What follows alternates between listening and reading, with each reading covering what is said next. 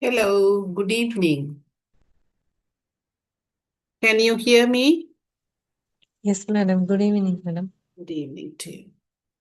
Right, so what was the last topic that we discussed? Can you remember the last topic? What was the skill that we discussed?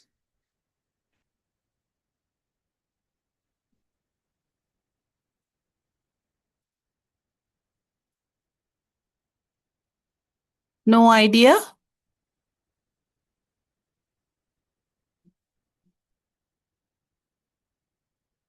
Writing skill, madam. Yeah, good. We were talking about reading skills. Under receptive skill, we discussed about listening skill, and then we started to discuss about reading skill, and we finished the uh, basic aspects connected to the reading skill. Today, we have to focus on the pedagogical side. That means how to handle a reading lesson, right? So, on the last day, we will be focusing on teaching a reading lesson in the classroom. So, see.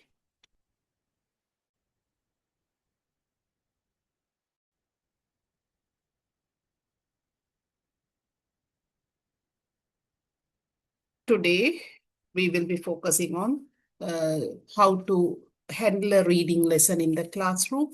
And now, these are the topics that we have already discussed on day 3.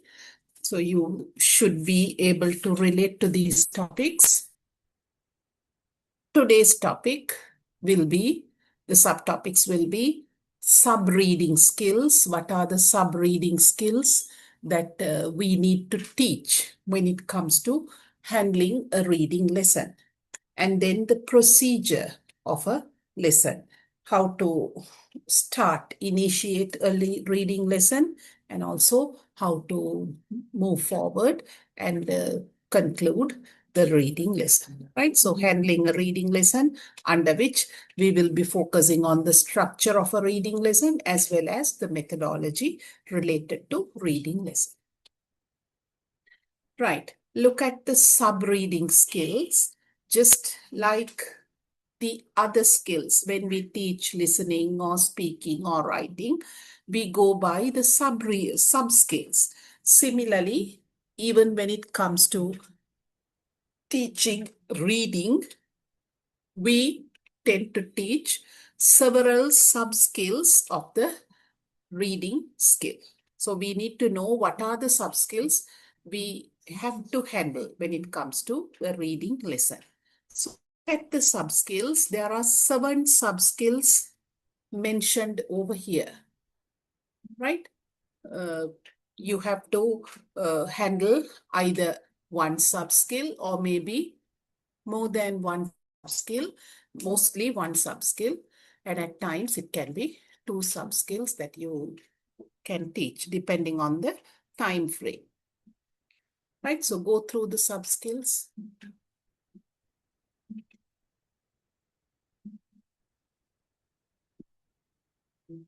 Skimming for the gist, skimming for the main idea. Either you check on the important idea or the main idea of the paragraph, or else you make them to just check or get the essence of the paragraph. That is what is meant by skimming for the gist. Then comes specific information. Unlike extracting the main idea, here we need to focus on each and every important piece of information. It can be the date, it can be the name of a particular place, or even it can be certain characters or names of certain characters. Then inferring the implied meaning. The direct meaning will not be mentioned, the meaning will not be directly mentioned, but we need to look at the setting or maybe look into the important situations and infer the meaning from the context. So we need to read the context or know something about the context very well. That is how, this is where the learner's schema becomes important. If he knows some information connected to the topic, it will be easy for him to infer the implied meaning. Then comes understanding the writer's tone or attitude towards the text.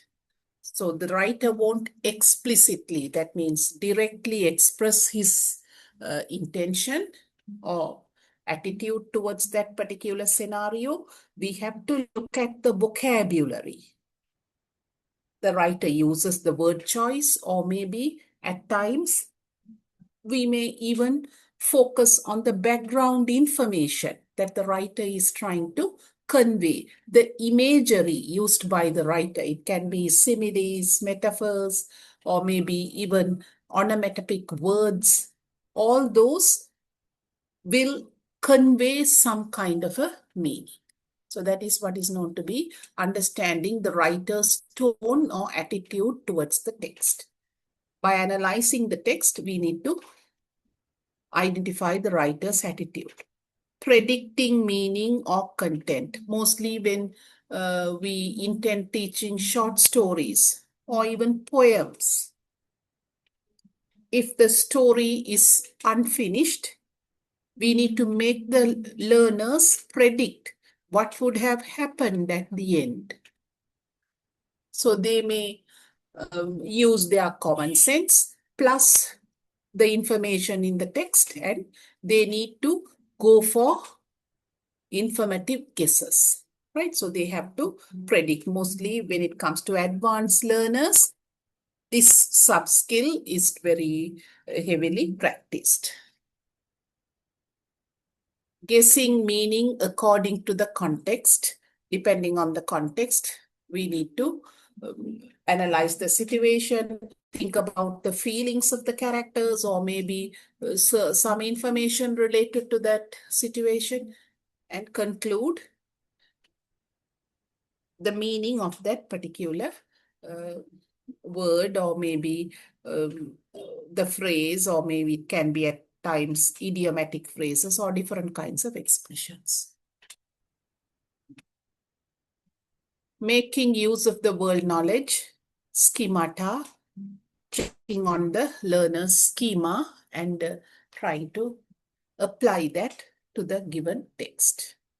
Right? So these are the sub-reading skills that we need to teach through giving different activities, through by developing different tasks to be handled during practice and production stage. We will be attempting to teach one particular sub-reading skill. Then comes extensive reading. You have checking for the gist, specific information. Likewise, under sub-reading skill, we have two important kinds of skills that are practiced. One is extensive reading and the other one is intensive reading. Basically, checking for the main idea or global understanding means gist. You take a text and you make them to identify the overall idea of the text. That is known to be extensive reading. So you can connect it to the first one.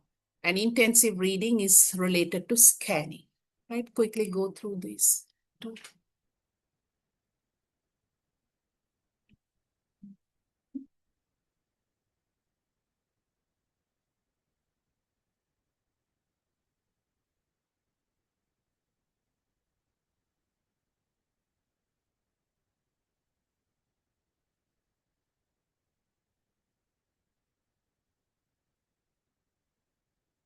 This aims, that is extensive reading, aims at gaining global understanding, the overall understanding of the text. It is an activity which is intended to develop the reading habit. To do extensive reading, to guess the main idea, the schema of the learner matters. He should have adequate knowledge related to the topic. Then only it's easy for him to practice extensive reading. Otherwise, it will be a daunting task for him to involve in extensive reading. Half of the information he won't be able to guess or understand, comprehend. Expanding the vocabulary and structures used in the language are the primary purpose of it. So people tend to read extensively in order to develop their language. Hence, there can be so many different words, new words, expressions, or situations that are there in the text. That is why the person needs to have a wider schematic knowledge. Then only he'll be able to involve in extensive reading. It encourages a liking for reading. Right? So the questions that are based upon extensive reading skill is more or less overall questions checking on overall understanding or very limited understanding. Then comes intensive reading, scanning for information. Read, go through.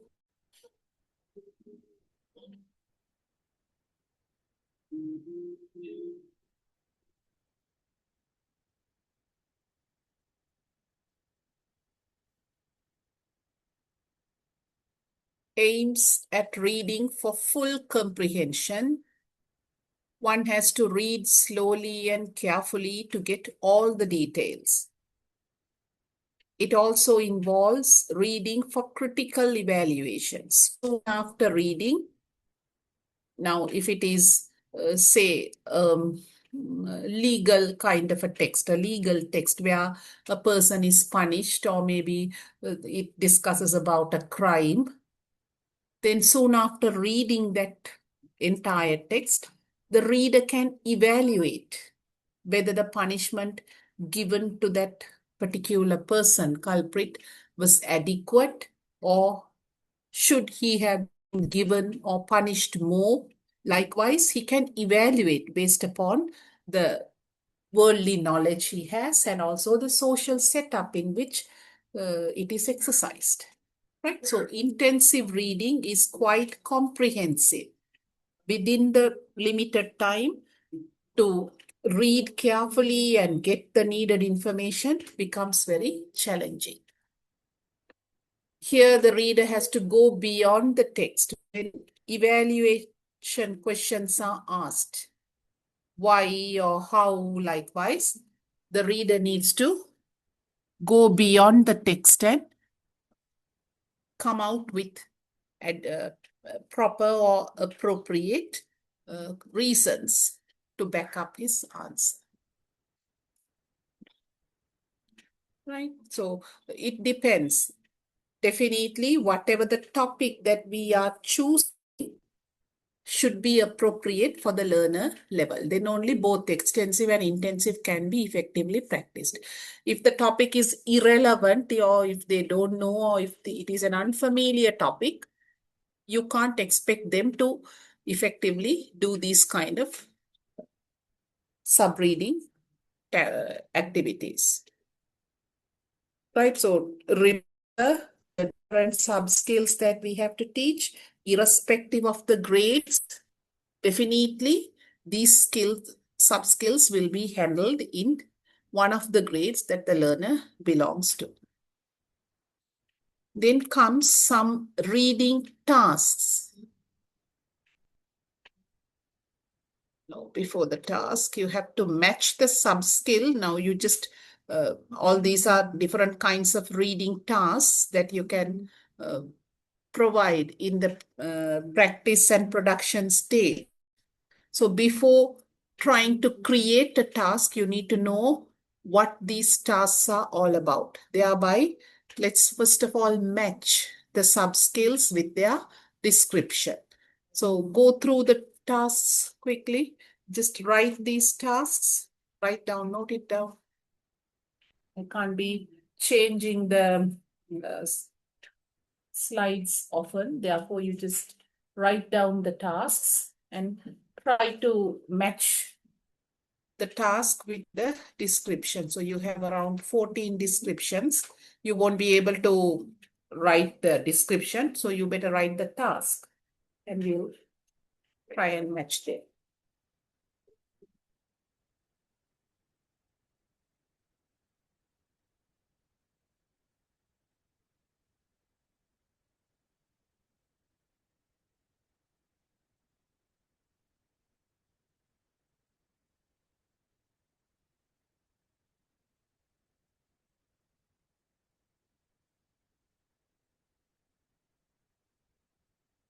Right. Now, the task is you have to read. Now, to listen to or read a text in order to understand most of what it says or particular information. What kind of a sub-skill is described over here? Each of these descriptions, they tend to describe a particular reading sub-skills. You need to match it. Now, the first description, what is it trying to? Which of these sub-skills will describe the first description? Right, so likewise, now go through the descriptions one by one. I'll give you 5 minutes. Go through each of these descriptions and try to match them, match these sub-skills.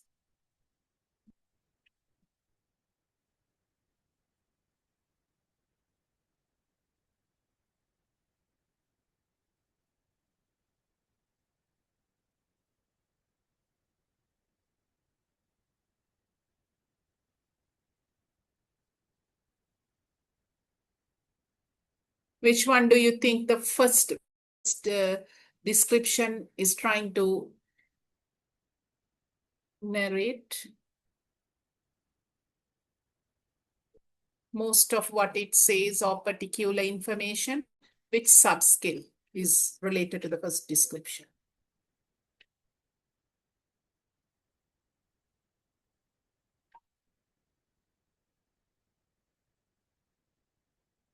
At times, there can be more than one correct answer, right? So don't think there can be only one and only correct answer. At times, you can have more than one correct answer for certain descriptions, not for all.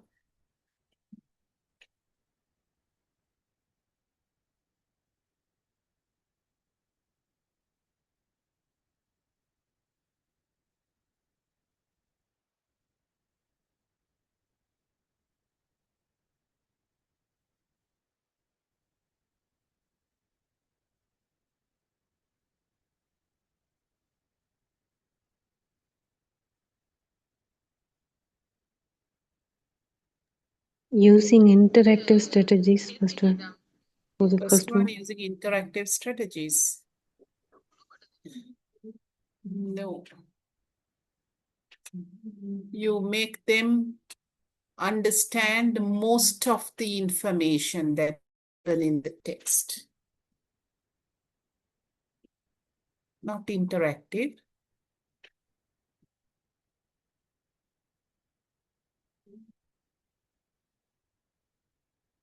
A detailed understanding is expected. So which one do you think will best fit that description?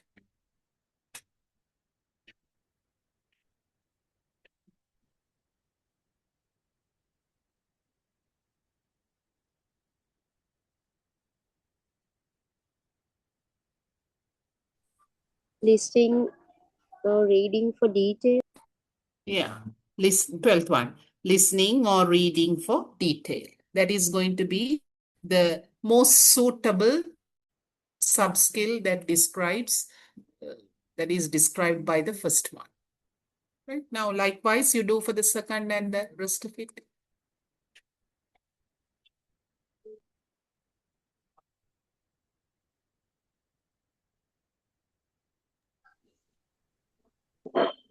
deducing meaning from the context. For the second one. No, you do for everything, because one by one, if you tend to do, I don't think you'll be able to complete it. You do the entire thing. It overlaps. Certain descriptions, they overlap.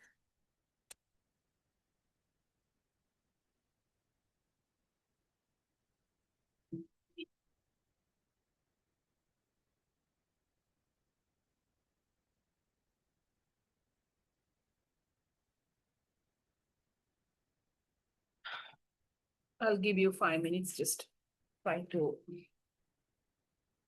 complete all 14. I'll change the slide in between.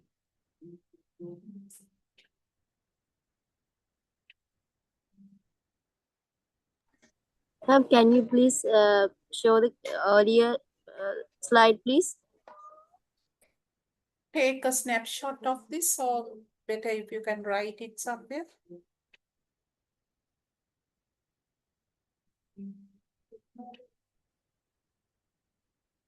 Okay, got it. Thank you. Right.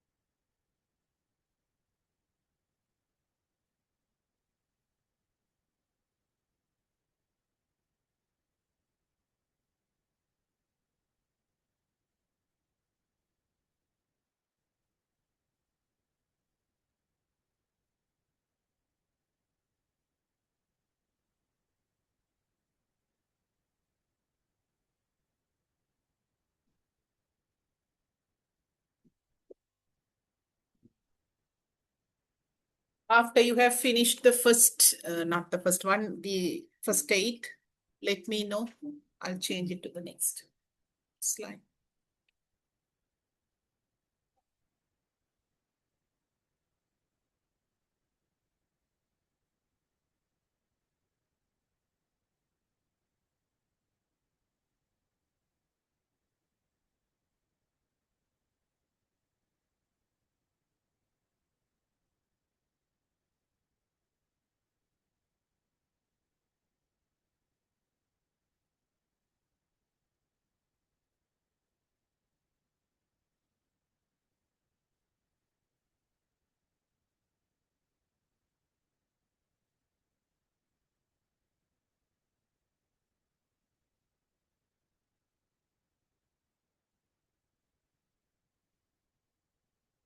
Which one did you match for the second description for this one? Were you able to find the answer? Guess the meaning of an unknown word by using the information in the situation, inner situation, and or around the word to help.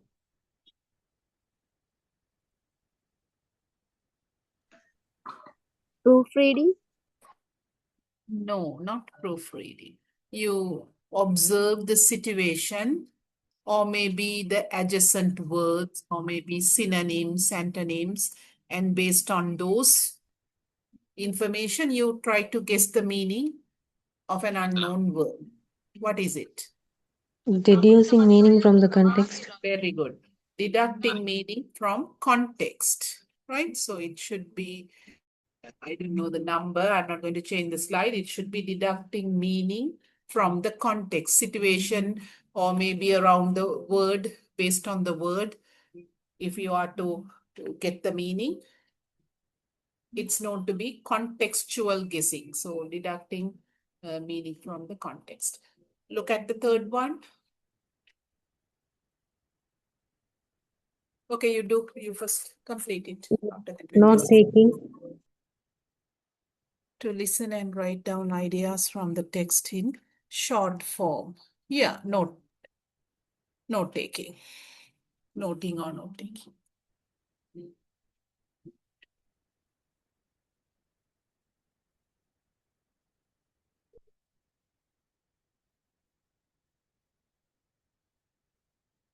Fourth one, to read a text quickly to get the general idea of what it is about. What kind of a read is it?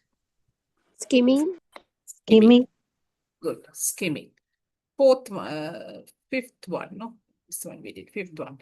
To read a text in order to check whether there are any mistakes in spelling, grammar, or punctuation.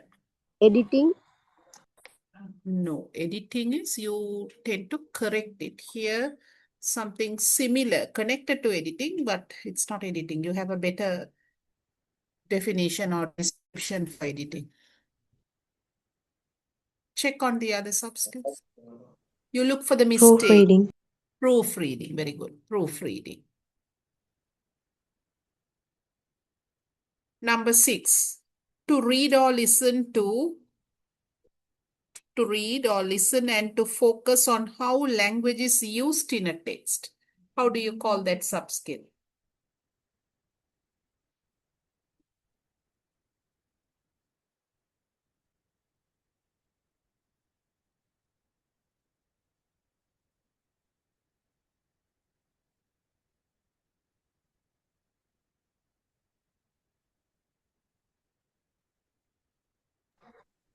Using interactive strategies.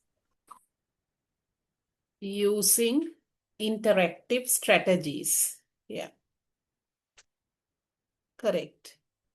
Or maybe you can even say inferring the mood. You had one thing like that, no? Using interactive strategies. How language is used, you focus on the commas or maybe inverted commas, punctuation marks and all. This one.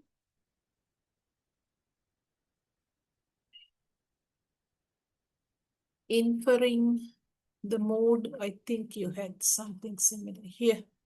This one, inferring attitude, feelings or moods, that is also possible.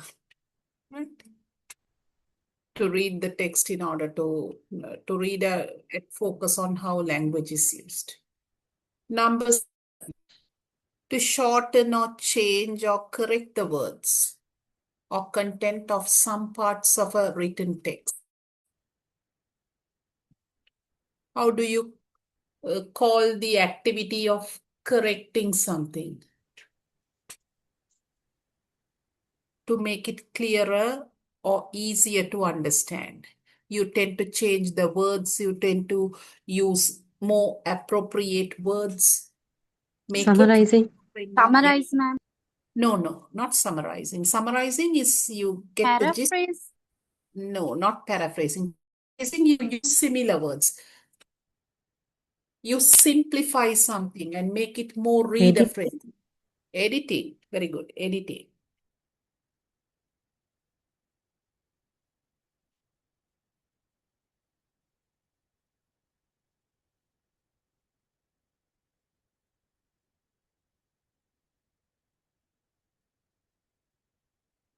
Next one. 8, to understand the general meaning.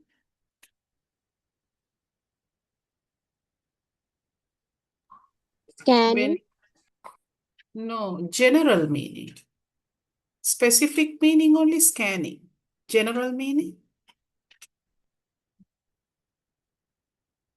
Without paying attention to specific details. You need not have to worry about the specific details. You just have to click on the overall idea. How do you call it? Opposite of scanning is what? Skimming. Skimming. Right? It's skimming. Checking on the main idea is to be skimming. Taking the gist of. Yeah, gist or skimming. Taking the gist or skimming the text. Go through the last 6.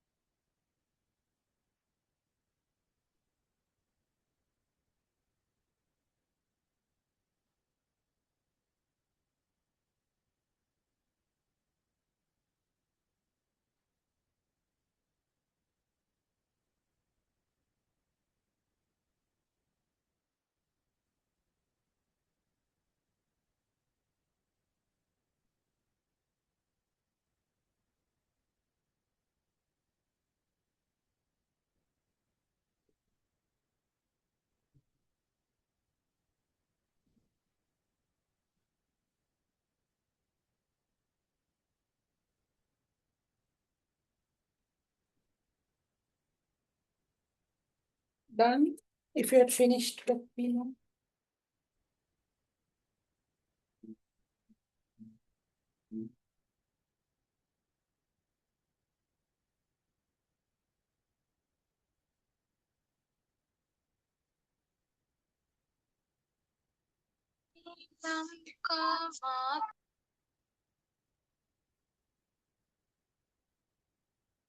To decide how a writer or speaker feels about the way they speak on, rather than what they openly say.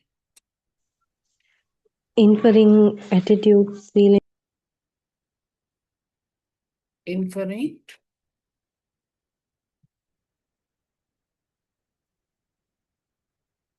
Inferring attitude, feelings, mood. Mm.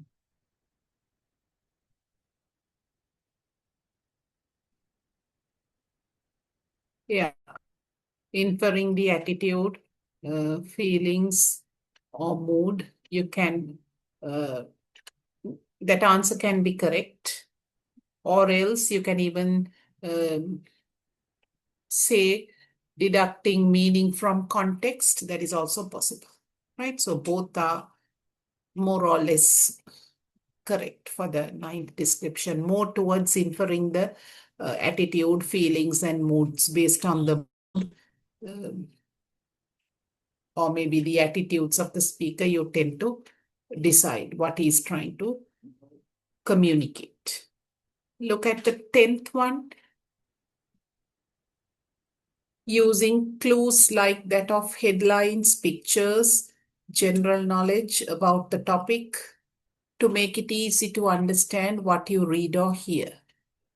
You look at the pictures or maybe any other graphs or diagrams that are used on the text. World-related knowledge. Putting all those together and trying to guess the meaning or understand the text. Intensive listening or reading. Not intensive listening or reading.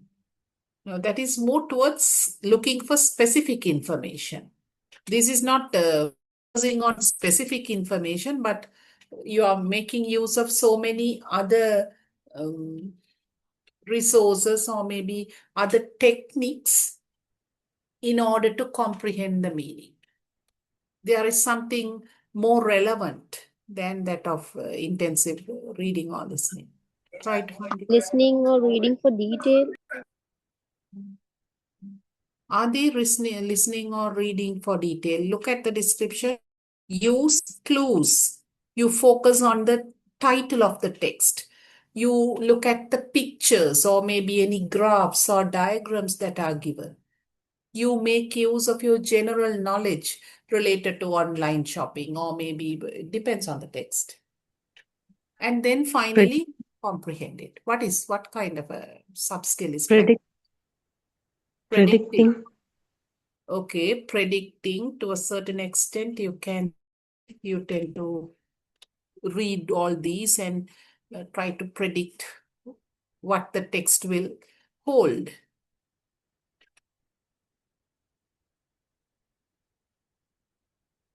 To a certain extent, you can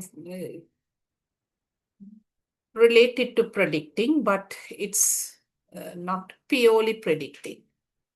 It is something related to the context. Once again, you are making use of the context, looking at the title, looking at the pictures, consulting the schema of the learner, reader, right? Once again, it relates to the context of that particular topic.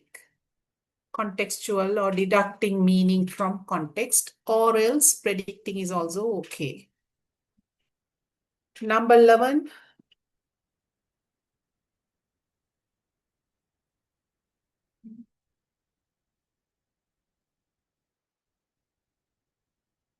Or else you can even say using interactive strategies. Number 10, right? So all these are interactive strategies like that of guessing from the heading, making use of pictograms, right? That is also possible. Predicting or interactive strategies, contextual guessing, all those can describe. Number 11. By looking at more particular phrase, you can easily guess what is it.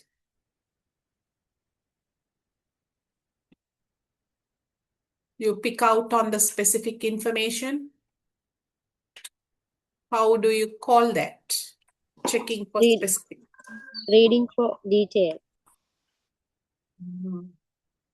More than reading for detail, you have Scanning. scanning, right? Scanning. I think it's here, number 10. Reading for detail, or a better, more suitable technical term is scanning.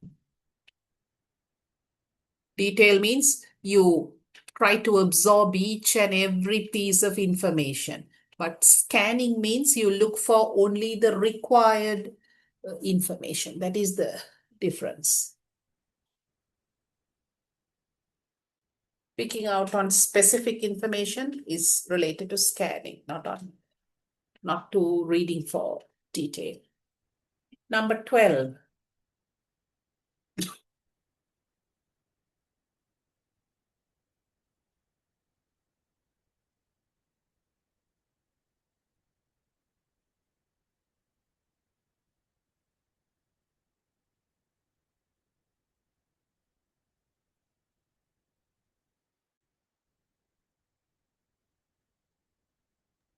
Using interactive strategies. Good. Using interactive strategies. It can be related to a listening and speaking scenario, or it can be related to reading. So through maintaining eye contact, gestures, or maybe through punctuations, all those things, you make it more easy for them to interact. Number 13.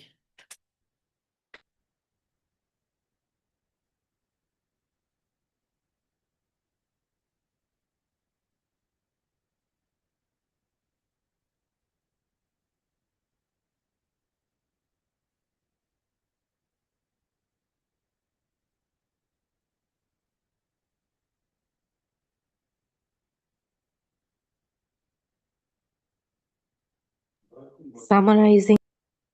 Very good. Summarizing. Take the main points of long text, rewrite or retell them in a short, clear way, right? So you summarize, pick only the important ones and elaborate or maybe explain them a bit. Last one.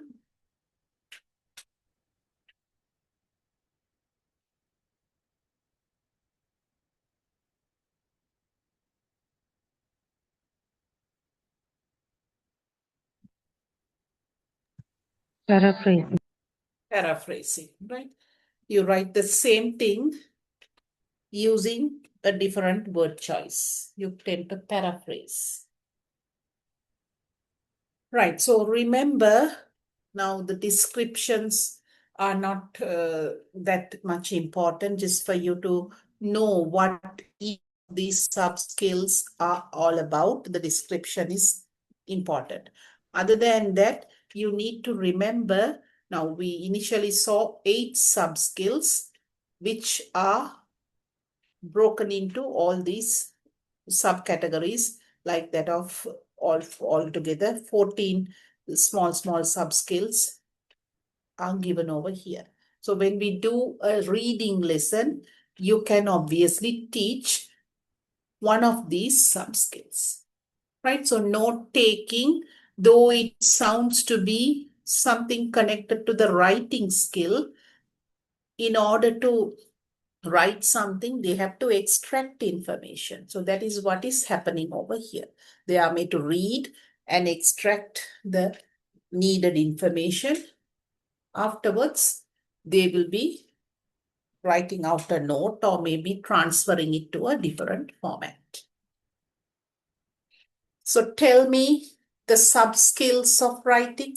Any sub-skill that you can remember? Now you matched several descriptions to the sub-skills. Paraphrasing, summarizing. Paraphrasing, summarizing.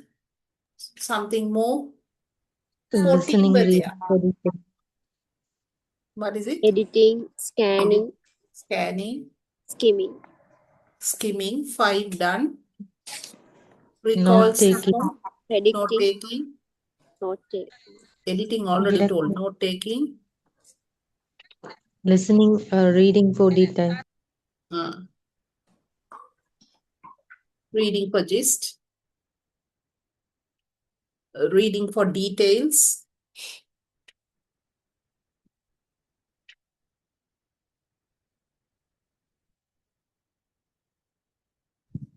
checking inferring on the attitudes, Intensive listening, guessing the proofreading, attitudes, proofreading, 10, 4 more, intensive listening, deducting meaning from using context, deducting meaning from the context, using interactive strategies, strategies, yeah, using interactive strategies, getting meaning from the attitudes, moods of the speaker,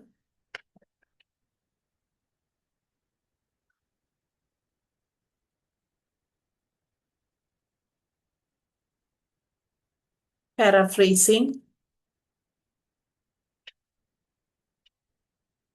right? So one more is there. You better try to identify which one you have left out.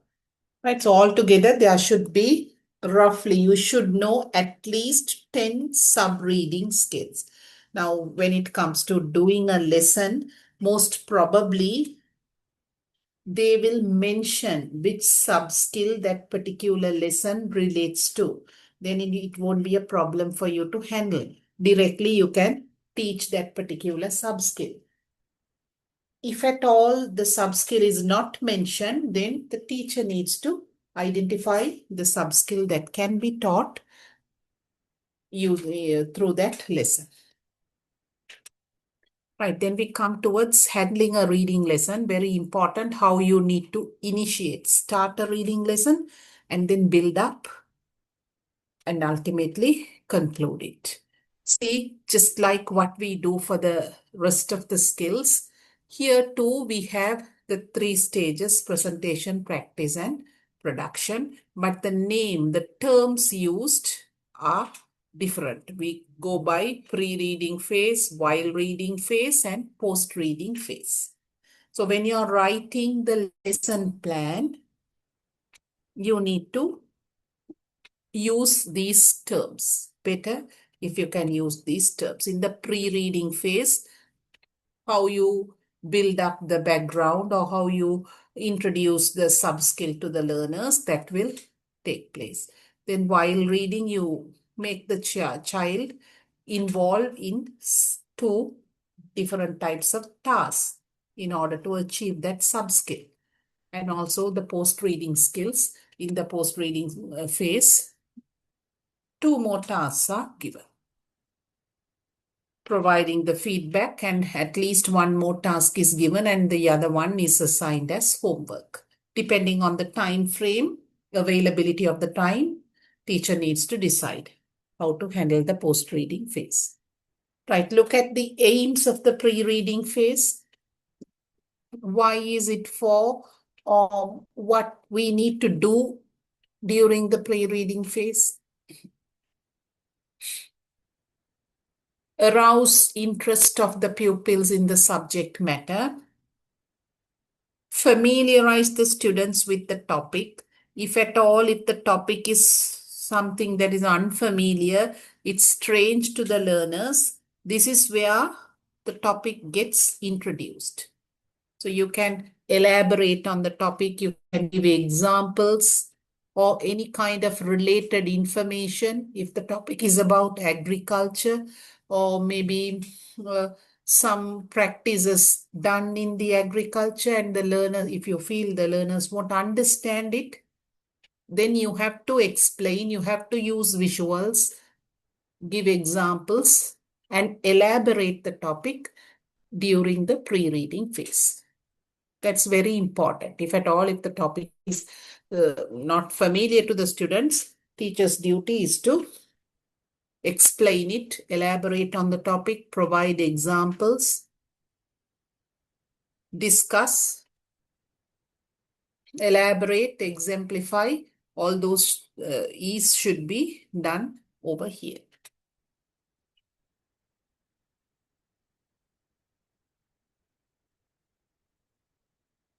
Produce language preparation for the text. Teach unfamiliar words. Any crucial word. We are not to teach each and every new word, but any crucial word that we think might obstruct the learner's comprehension should be taught. Right? Maximum you can teach around 5 words. If it is a 40-minute lesson, remember you can easily introduce and explain any 5 crucial words related to that text. Don't try to explain 10, 12 words. That won't work. Just pick and choose any 5 crucial words and try to explain the meaning of those words using visuals or using different situations, or if at all, if it is if you have any kind of personal experience that you can connect to those words, right? Using any vocabulary presenting strategy, you can explain those words.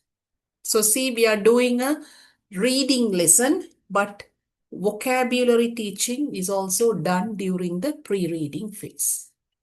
Not only just introducing the topic or elaborating, explaining and exemplifying the topic, but also vocabs are taught. Develop pupils' thinking ability. You can do it by showing a mind map or maybe making them to discuss. You give a question and ask them to discuss on that question or statement. Right? We don't have to do each and every thing that is mentioned over here, but definitely, if at all, if the topic is strange, it has to be familiarized, and teaching the vocab becomes very important. Right? So these two you have to definitely address. The rest of it depends. You can use a warmer, a very good warmer. Therefore, that itself will arouse the interest of the learners. Then comes pre-reading activities. During the pre-reading stage, what kind of tasks can be utilized? Go through.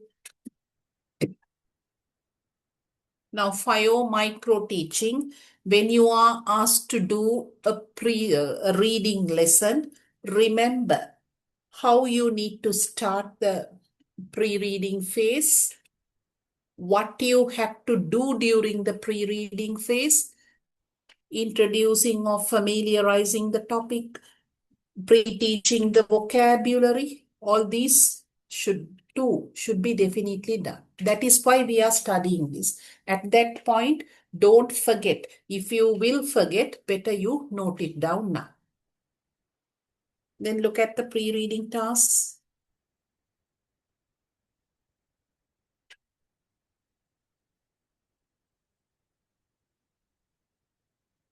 Predicting activities. What kind of predicting activities can be done? You don't ask them to open the book at once. You can just write the title of that passage. The teacher will know the title. Definitely, teacher will know the title related to that passage. So you can just write down the title on the board and ask them, brainstorm something related to the title. Right? Ask some questions based on the title. Note down any information related to the title, the responses given by the children. So you need to know what you are going to focus on. It is during this stage that you can easily pre-teach the vocabulary. When you're discussing or asking questions and eliciting responses, you can easily frame the question in such a way that you can pre-teach certain words. Right? So two things can be done at one go. You can also familiarize the topic as well as teach the vocabulary. So we need to plan it in such a way. It's very important to plan. Otherwise, all of a sudden, you can't go and frame questions like that.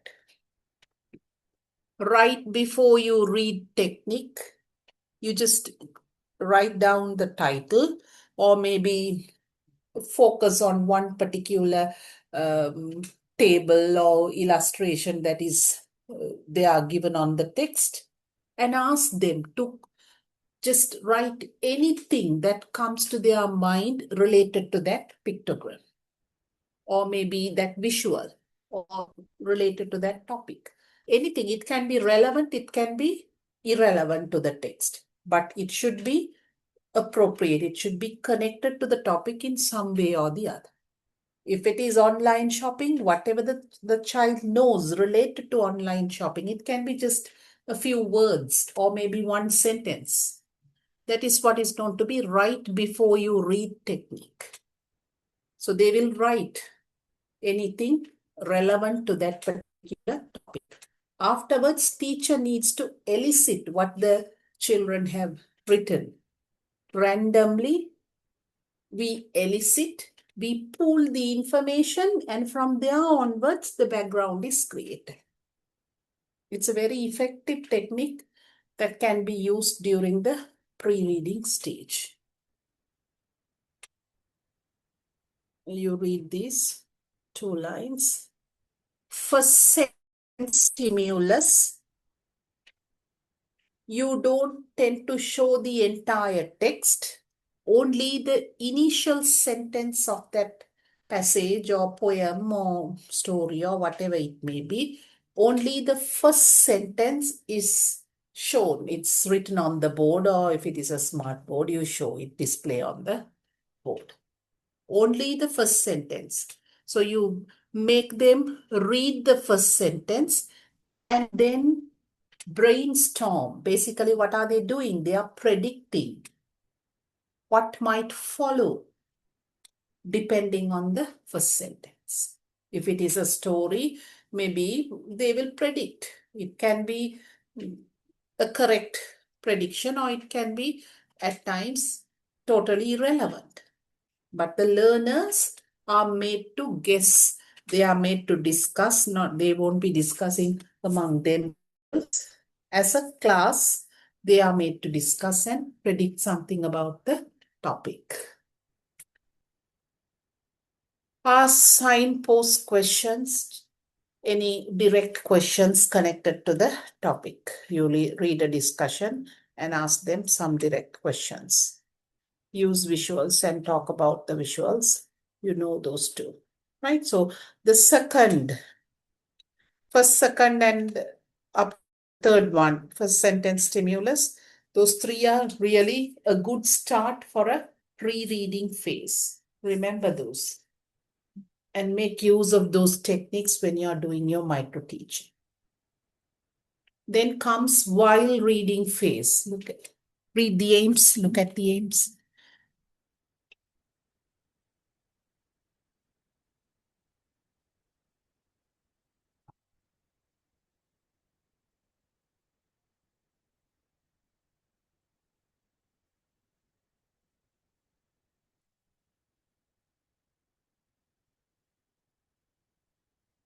Help pupils understand the content. This is where you make them open the book and interact with the text. In the pre-reading phase, they are not allowed to open the book and interact, read the text. After the discussion, after visiting information and everything, this is where the teacher reads out the text first, while the learners follow the text on their books. So look at the aims: to make the pupils understand the content of the text and writer's purpose. That is why they are made to read it. Understand the information stated explicitly and implicitly, directly presented information and indirect information, guessing or contextual guessing, identifying the mood or writers' attitudes, all those happen in the while reading phase. Distinguishing the main idea from that of the supporting details. Those are the intentions of involving them to read the text. Basically, this is where the learner interacts with the text. Look at the while reading activities, go through them, and ask me if you're not familiar or if you're unsure about any of these activities.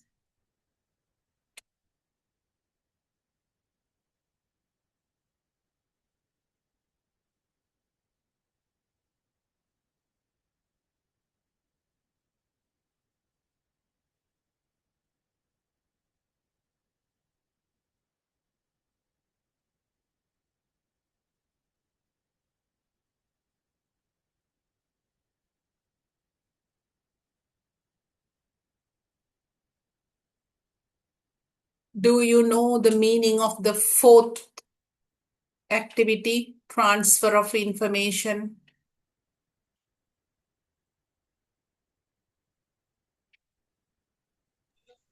Extract the specific informations from text. Yeah, extracting the specific information and putting it into a different form.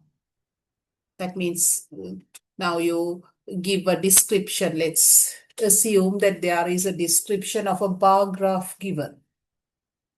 You make them read that description of a bar graph or pie chart or whatever it may be. You make them read that description and draw the bar graph. So what is happening? The information, the written information given in that description is getting transferred to the picture form, right? So the form is getting changed. Or else you can give the description or give a grid about certain, you can present some information about a person, maybe the name of that person, his date of birth, his facial features or qualities. Likewise, you give related information about a person in a grid form and you make them draw the person or maybe write a description about that person. What is happening? Transfer of information. Whatever the information given in the grid form is getting transferred to a different form. Either it's transferred to a visual form as a picture, or maybe you make them write out a description, right? So those kind of tasks are known to be transfer of information.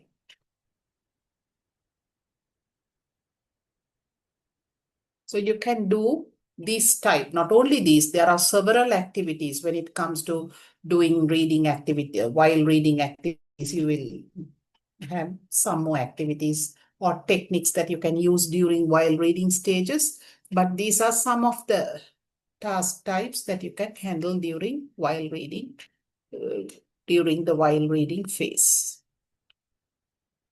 Then comes post-reading.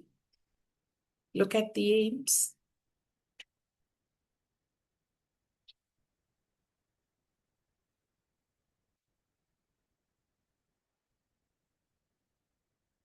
After they have completed the first task, now if you are assigning 2 tasks, don't make them do both the tasks at one go and then try to discuss or maybe correct those tasks. Let it happen one by one. So make them to complete the first task initially, discuss the answers, point out the mistakes, and then make them work on the second task. So the post-reading phase aims at making the learners reflect upon what has been read. So when they answer the questions, it can be WH questions, it can be binary choice or MCQ type, any kind of questions. They are, again, locating the answer in that text or rereading the text or trying to relate the text to the present social meaning or any kind of world-related meaning. Then the second aim, to relate the text to learners' own knowledge, schemata, or his own schema, to tap his own schema and come to the topic. Look at the activities, post-reading activities. I told you, you need to do 2 tasks. If time permits, both can be done in the class itself. But if you are running short of time, at least you can do 1 task and assign the other one as homework. Right? So the post-reading doesn't have to be necessarily reading and writing. You can even make them talk about what they have read on the practice stage about the topic, about the passage or any kind of text that they have used in the practice stage. You can make them, it can be an extended activity to talk about online shopping, talk 5 sentences about agriculture or maybe growing paddy. Likewise, it can be a speaking, a task related to a different skill. It doesn't matter. But definitely there should be 1 task practiced during the post-reading phase. The other one, you can make them to go and collect some information or draw a picture or do anything related to that. If time permits, better you do 2 tasks, 2 small tasks, not 10 questions, just 4 or 5 simple questions, answering simple questions or completing a sentence, likewise. So you have the different kinds of tasks that can be practiced during post-reading phase. Closed text, basically fill in the blanks text. You can give banked closed tests or open closed tests, depending on the learner level. If they are really good, don't give banked ones. Let them find the words and complete the blanks. If they are struggling, if you feel that most of them are slow learners or weak, then you better give banked closed text so that they can easily choose words and complete the blanks. Personal responses, asking personalized questions, eliciting responses like reasons, or maybe their feelings, all those. Positive, negative, internet. Think of the positive side of using internet, negative side of using internet, likewise. Advantage, disadvantage. Then comes the structure of a reading lesson. So before that, before we start the structure of a reading lesson, quickly recall and tell me, what did we do today from the beginning? Quickly recall, those of you who were there from the beginning. Help the others out and tell me.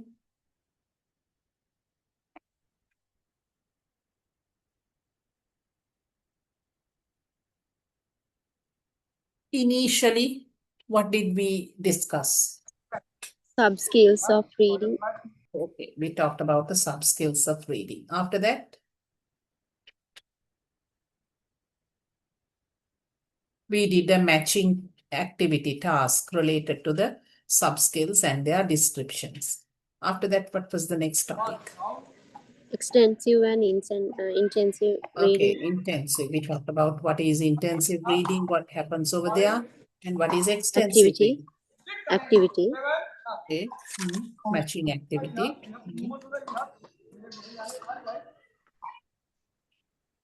Pre-reading phase, while reading, post-reading phase, and their aims.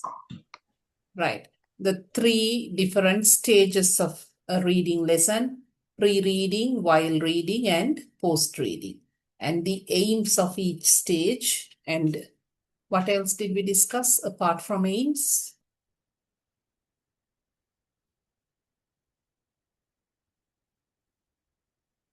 Think before you read. All those, what are they? First sentence stimulus.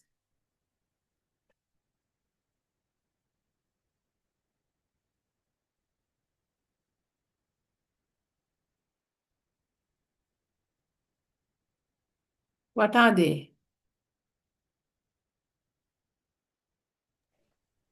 Title. Activities, right? So each phase, the aims related to each of those phases, pre, while, and post, plus activities that can be handled during each of these phases, right? So that is what we discussed. Now we enter into the structure of a reading lesson. Basically, the steps or the stages involved in each stage, the procedure that the teacher needs to adhere to. Look at the first stage that is done during the pre-reading stage.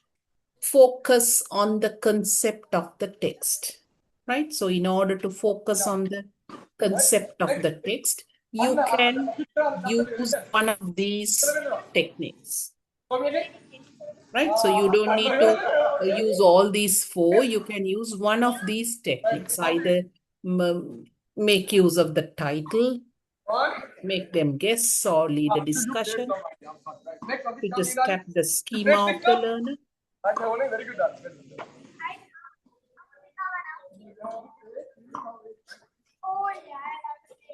Shiromali, mute your mic.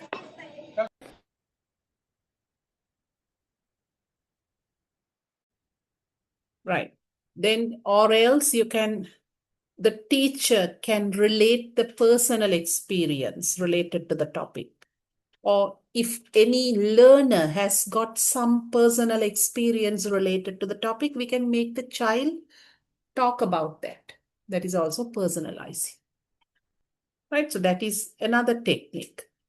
Then ask a few leading questions and make them discuss something related to those questions.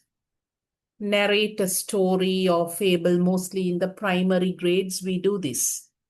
Don't choose an extended story. You will run short of time.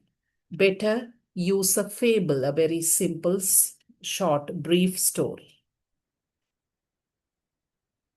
Through one of these techniques, or you can even use some other techniques. You can use an appropriate warmer or some visuals. All those are possible. The intention is to introduce the topic. So that is how the lesson begins. Initially, this is how we enter into the lesson, and we tend to create the background. So that is the first stage or the first step, focusing on the content.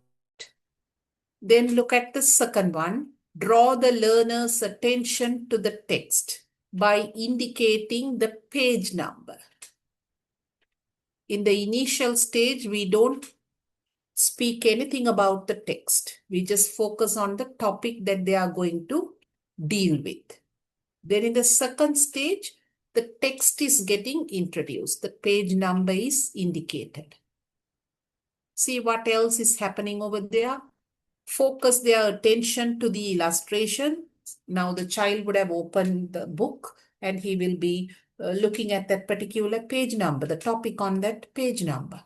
So if at all, if there are any illustrations, pictures, graphs, any kind of visuals, make use of them. Don't just overlook or ignore those visuals.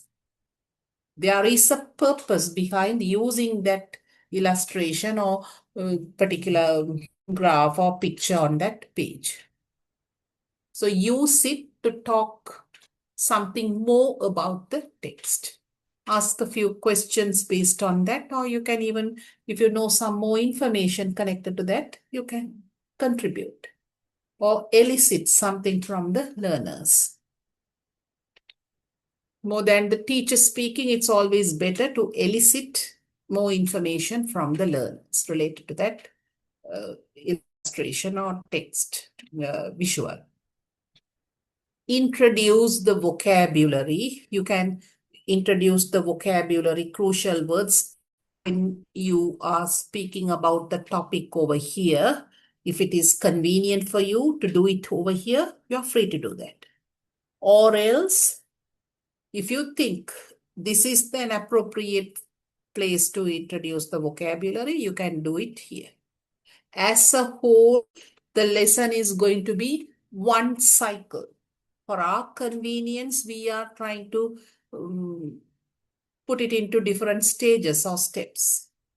So you can introduce the crucial words when you are creating or doing the build-up for the topic. Or else, afterwards, even. So a few you can introduce over here. The rest of it you can introduce over here. The idea is to teach them, pre-teach them the crucial vocabulary. Comprehending the text, explain their meaning, right? So when you pre-teach the vocabulary, explain the meaning of the word. Give example, any examples or similar words, opposite words, likewise. Give examples, relate examples. Explain, exemplify, and elaborate. Talk something more about those words. Right? So you give examples and then you speak any other relevant information related to those vocabulary items. Remember the 3 E's: explain, exemplify, and elaborate. What are the 3 E's? Quickly repeat them. Sleeping. What are the 3 E's when you're introducing a vocabulary item? What should you do first? Explain. Then you need to exemplify, that is, give examples, and finally elaborate. Right? Ultimately, check their understanding of the word that you have taught orally. Just elicit the meaning. You can give options and ask them which one relates to the meaning. Or maybe just give a similar example or any kind of signpost question. You ask just a simple question to check whether they have comprehended the meaning. That is what is happening during the second stage. So the learner is made to interact with the page or interact with the passage where the teacher teaches the crucial words that are obstructing the comprehension. After teaching the words, the learner will be starting to read the passage. Look at the third stage. Read the passage aloud. Teacher has to read aloud while the learners follow it in the text. So when we are reading, be mindful of your pronunciation. Have clear pronunciation, voice modulation, intonation, practicing correct intonation patterns, rising intonation, falling intonation, neutral intonation. We are reading aloud, therefore, definitely voice modulation and handling emphasis, intonation, all those are important. Punctuation marks, comma, full stop, right? All those should be observed while reading aloud. That is the third stage.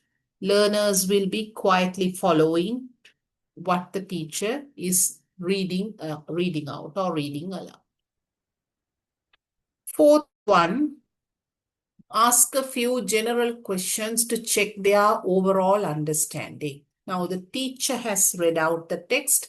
The learners were following when the teacher read it out. Now you're not checking on specifics. You need to check on the overall, the gist or the main idea of the text. How many characters were there? Or maybe where did this incident take place? You're checking on the overall information, right? Just ask one or two questions that would do. So that is going to be checking the general idea or the overall idea by asking questions is going to be the fourth stage. Look at fifth one. After asking signpost questions, now it's the learner's turn to read the text silently in their groups. You make them read in their groups with the assistance of the other learners, or maybe they can read it alone. You make them interact with the text. After which, more detailed questions or finer points of comprehension are elicited. At what time did this incident happen? What kind of injury was sustained by the character? Likewise, you tend to ask more detailed questions. After that, the teacher doesn't have much to do. Assign them the task. You can group them or put them into pairs or ask them to work alone. It depends on how you plan out the lesson. You just assign them the initial task that they have to do, give them clear instruction, and monitor them while they are working. Afterwards, you correct and provide feedback. So this will happen 3 times. For practice, you give two tasks, one by one. And again, for production, you will assign 2 more tasks. So altogether, this has to happen 4 times, but minimum, at least 3 times, you need to 3 tasks you need to provide. So at least 3 times this kind of a practice will take place. Now see, altogether there are 8 stages or 8 steps involved in a reading lesson. Out of these 8, first 6 steps are highlighted, which means you can't miss out on any of these steps. You have to follow them to the T. Very first step where you are focusing on the text up to the last one, the 6th one, where you tend to ask more specific questions for fine details up to this point. You have to follow each step in a methodical way. That is why they are highlighted, right? So there is a purpose for highlighting the first 6 steps. The 7th and the 8th one, whether you follow it or not, you can't. You have to definitely provide them the task and give feedback. Go through each of these steps once again.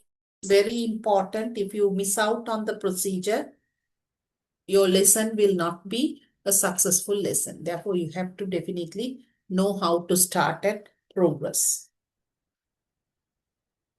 Quickly focus on the first 6 steps.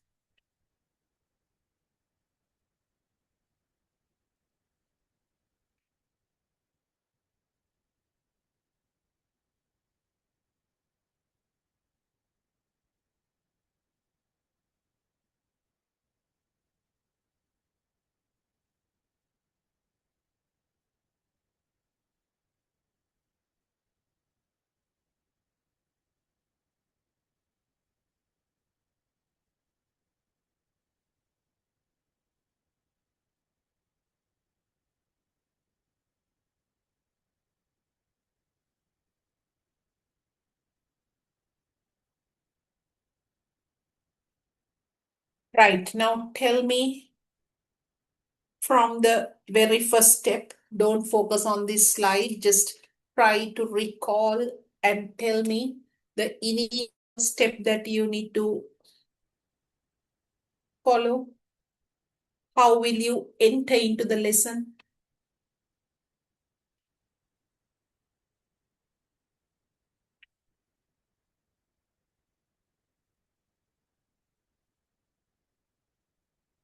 Or how will you create a build up to the lesson? Tell me any technique that you can use.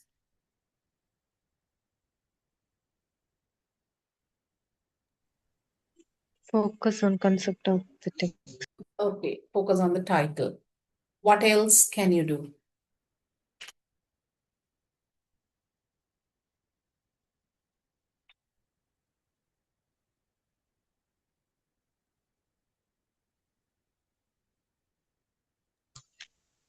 Read the passage aloud. Read the Read the passage aloud. in the first stage. No, you're not supposed to read the passage aloud. I'm asking about the techniques that you can Showing use in the pictures first. also. Okay, making use of pictures, fine.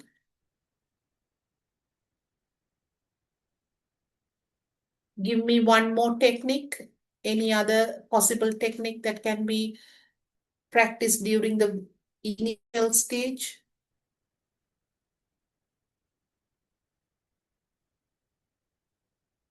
Look at your snapshot and tell.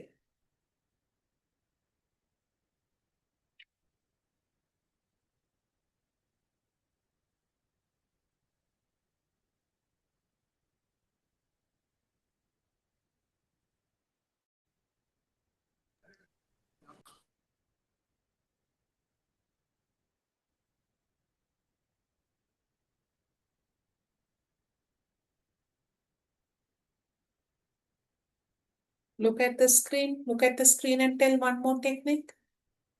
Title and visuals you have mentioned. Voice. Yeah.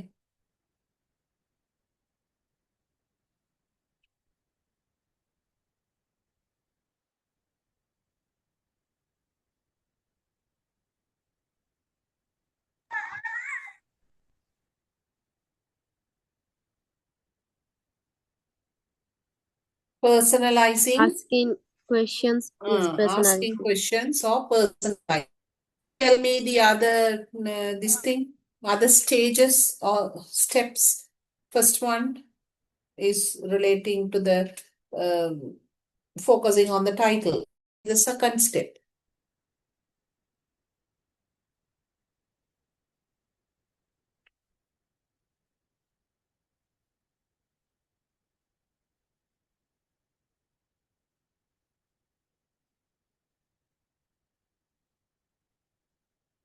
Introduce the Or topic.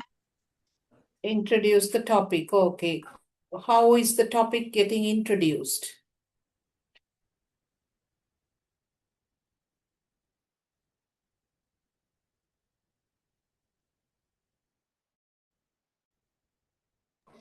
Describing. Look at the screen. Look at the screen and tell.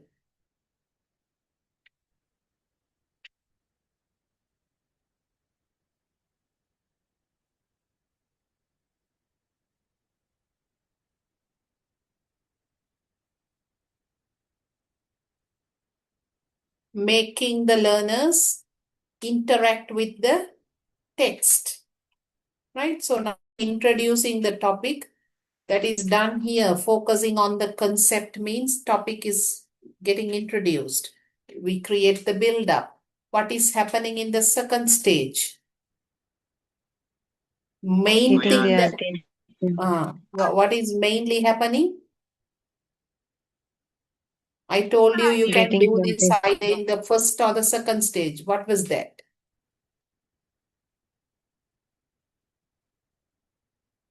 Pre what? P-R-E, pre, Pre-reading not phase. pre-reading, not pre-reading. In order to read, they should know this.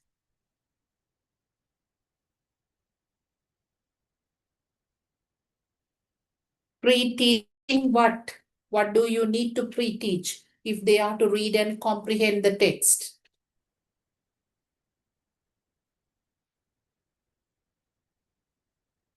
What is this? Look at the cursor. What is this?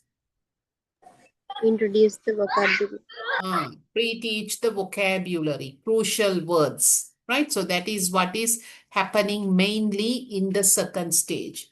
The learners are made to interact with the text, but when they are interacting, or maybe even before they interact, you need to pre-teach the words that would obstruct, stop them from comprehending the text. So you pre-teach the words and then make them read the passage. Then only it will be meaningful for the child. He will be able to understand.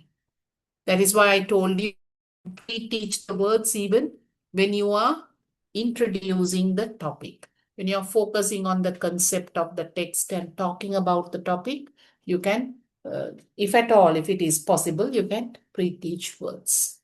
Either in the first stage or second stage. What is the third and the fourth stage? Quickly tell me.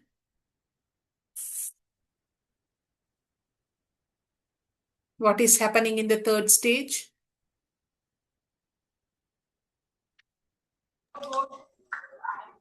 Check the understanding. Check the understanding.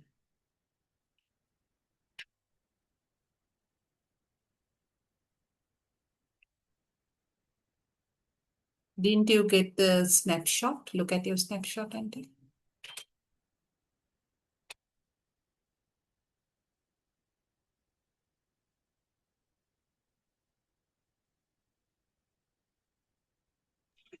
Reading aloud the Who?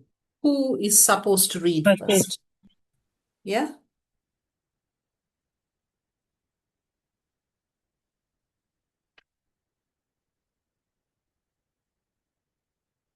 Learners. Learners are reading? No?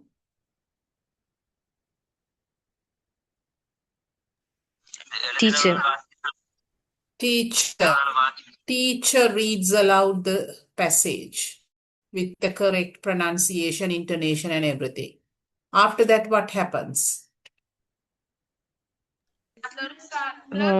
Teacher need to ask a few general questions. Asking clarification questions.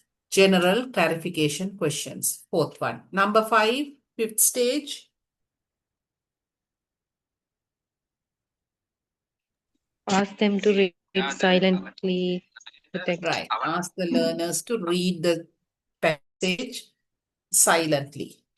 And after they have finished reading silently, what is happening in the 6th stage?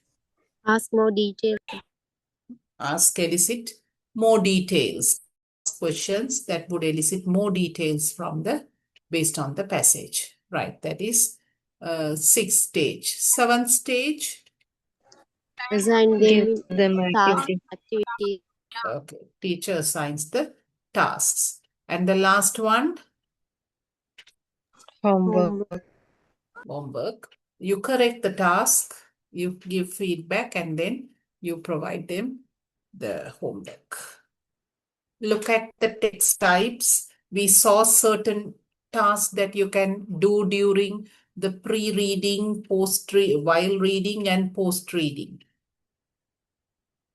Apart from those tasks, those are tasks.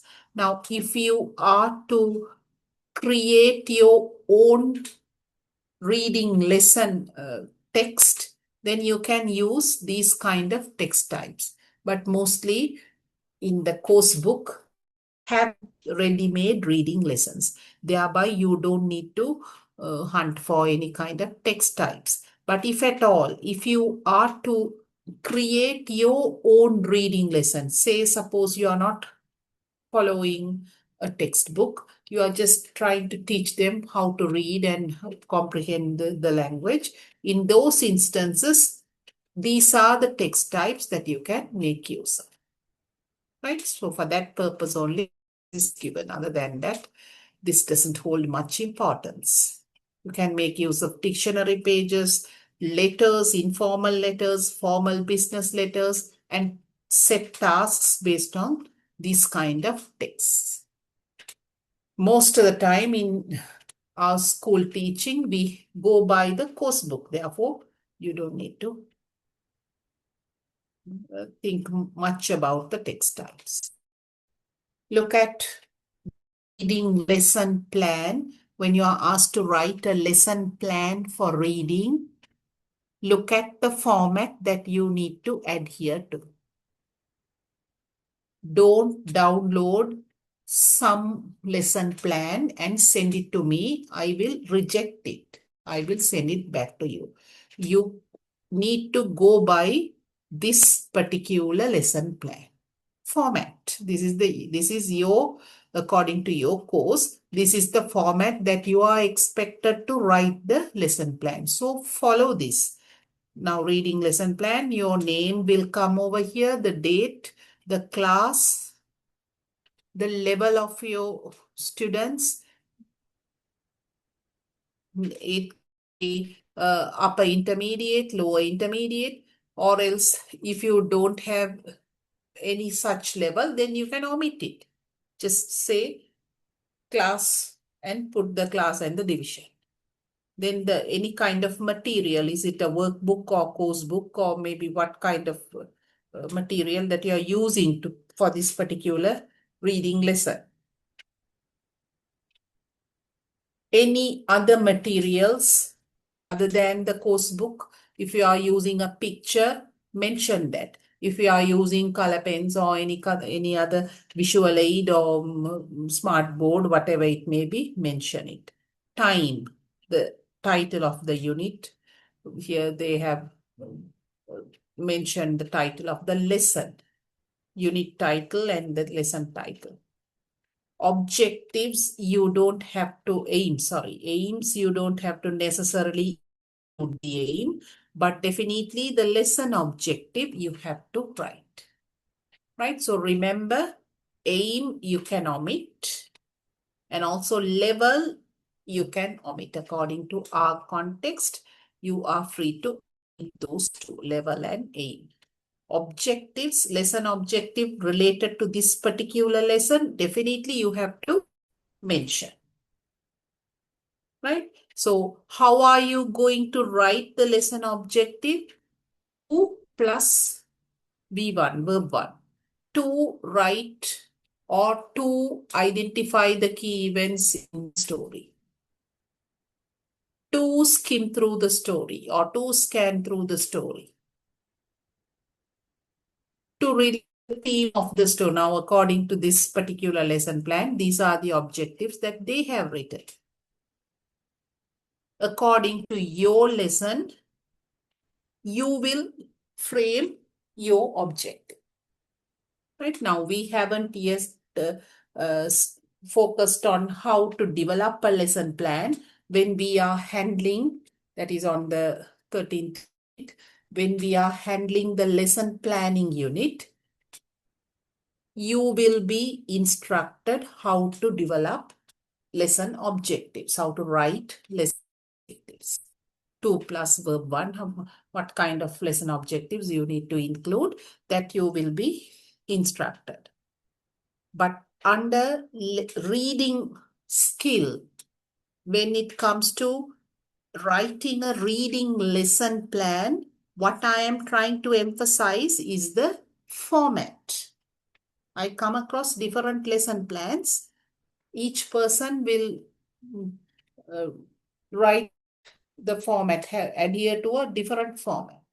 So don't do that. This is your expected format. Go by this format. When we focus on the lesson planning unit, you will learn how to write lesson objectives when it comes to a reading lesson, listening lesson, likewise. Understood? Be very clear about it. Don't blame me if I send it back.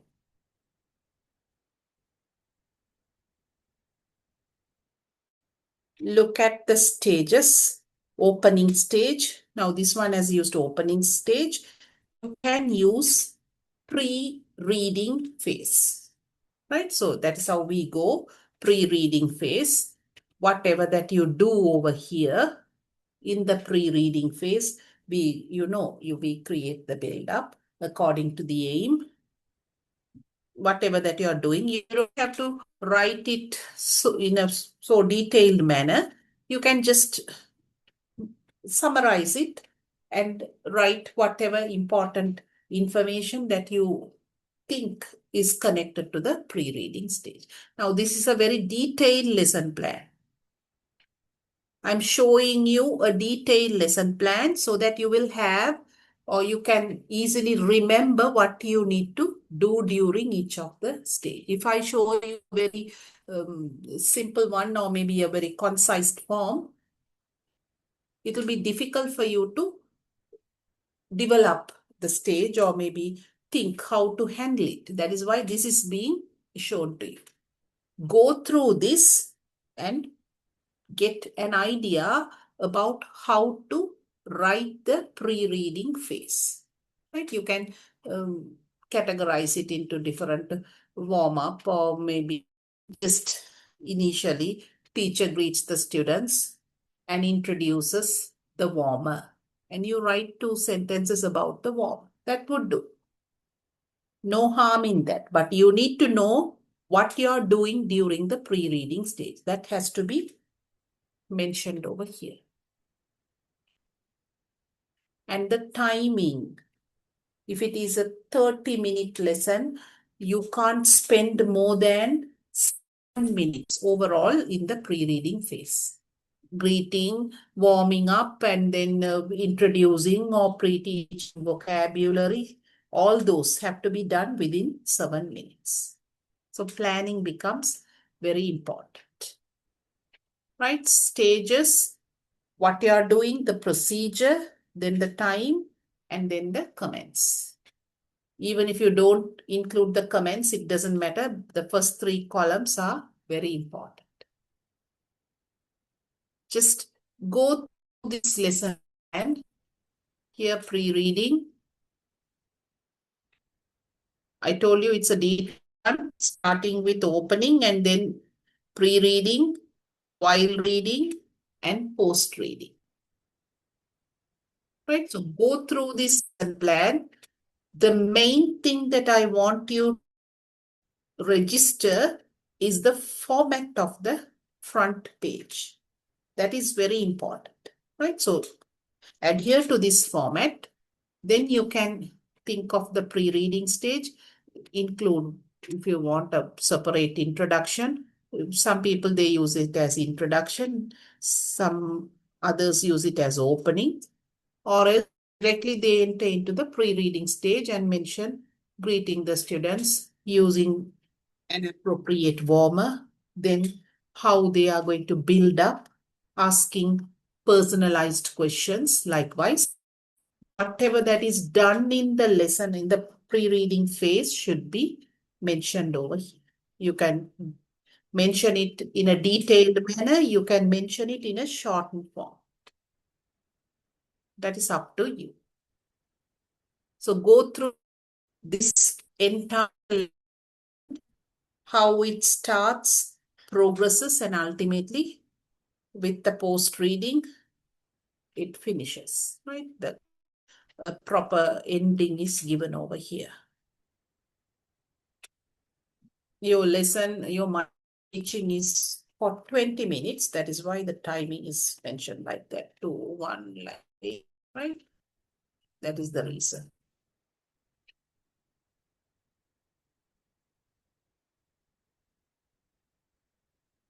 When we are handling lesson planning, you will get a idea about how to develop the lesson plan. But for today, make sure to adhere, remember the procedure, the steps involved in a reading lesson, and also the format of a reading lesson plan. That is what I am focusing or emphasizing on.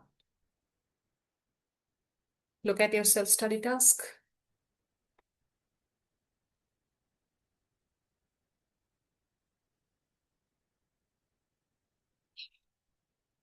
Choose a reading lesson from any grade from 6 to 9. You are free to use any textbook. It's up to you. You can use the government textbook or you can even use any private textbooks. But make sure whatever the textbook that you're using, you need to attach a photocopy or a photo of that particular text. Right? So it can be a poem.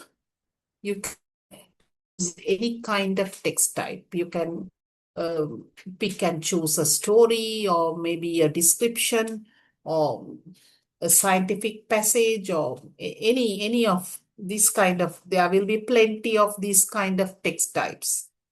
Go through and decide whatever text that is that you are comfortable to handle. That is the first thing. Decide on the grade and the text. After that, prepare a lesson plan. First, write out the front page. This is the front page.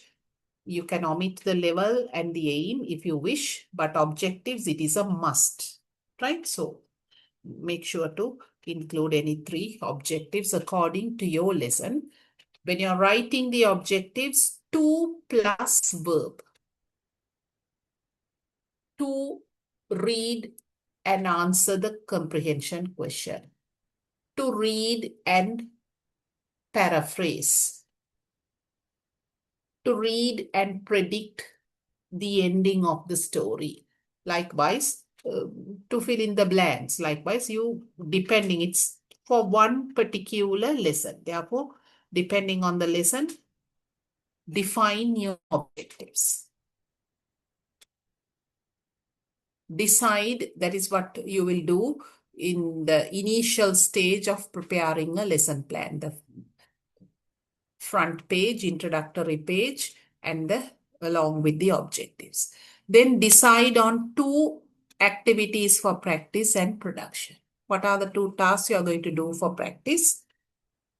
Simple tasks, maybe 5 or 6 comprehension WH questions, and then fill in the blanks or matching. Likewise, you decide on any 2 tasks for practice and production stage. Prepare the set of slides. This is for your micro teaching. You can utilize the same reading passage, but when I ask you to send it to me, you need to send it to me at that time. This self-study task will go to the office. You send it directly to the office email address. That is separate. When we start micro teaching, I'll ask you to send your lesson plan. Then you can, if you have properly prepared it, you can easily forward it to me at that point of time. Right? Ma'am, so the last one, set of slides one, we don't have to include it You with this don't have to self-study task, prepare no? it right now. Okay. If you are planning to do the same lesson for your micro teaching, then you get prepared with the set of slides. So before preparing the set of slides, I will go through your lesson plan and I will send it back to you. That will happen not in this unit. Now we are in the 8th unit. This will happen in the 15th, 14th, 15th unit. Right? So you have time. Well ahead, you are made to prepare the basics.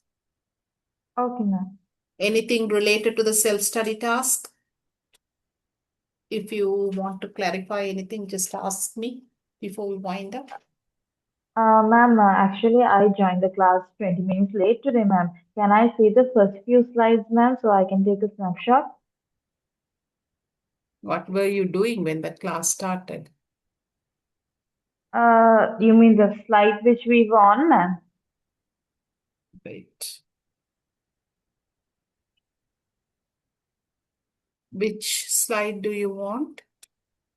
From the first slide, first Yeah, first Are slide. you able to see the screen? No, ma'am. No? Okay, wait.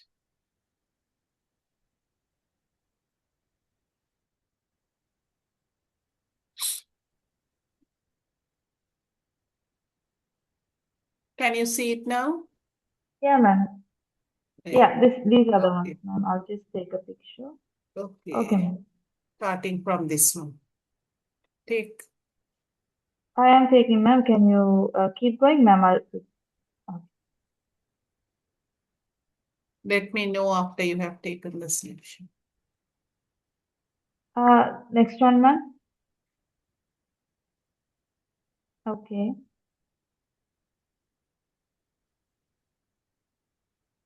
Okay, ma'am. Next one.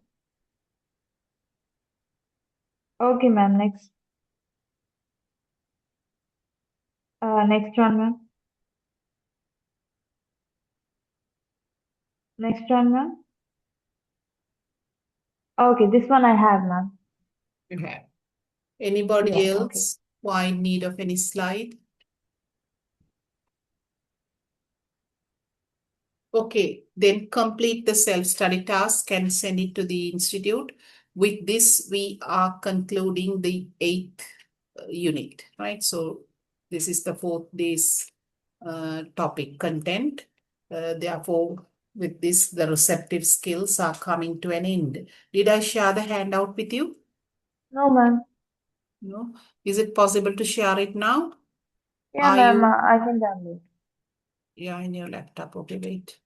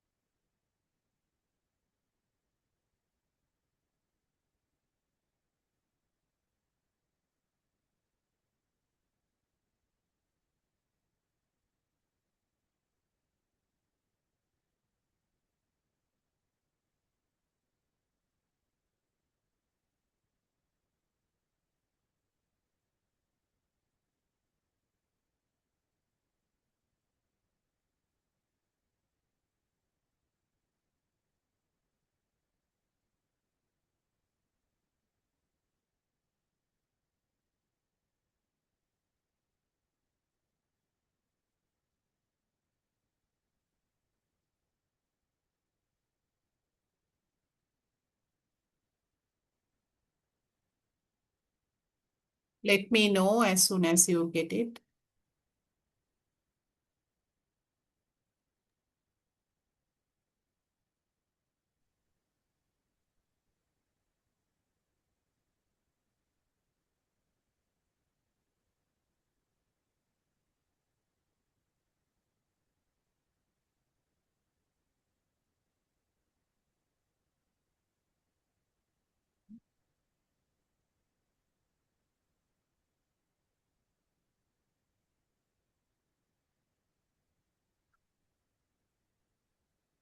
Have you got it?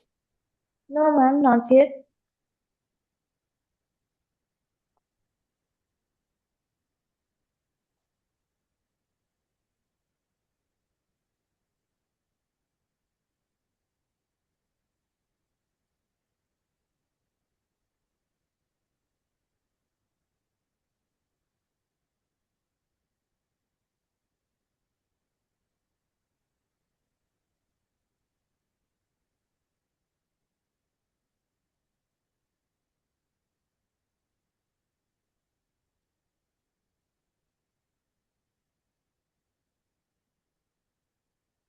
I've gotten it, ma'am. I'm downloading it now. Okay, you download it. So the others, don't worry, I'll be sending it to the institute and you better go through it before you complete your self-study task. Okay then. Okay, ma'am. It's downloaded. Right, good. Right, so Thank you, we'll ma'am. end the meeting. We'll wind up the session and I'll be meeting you when? On next Saturday, right? Yes, ma'am. Yeah. Okay.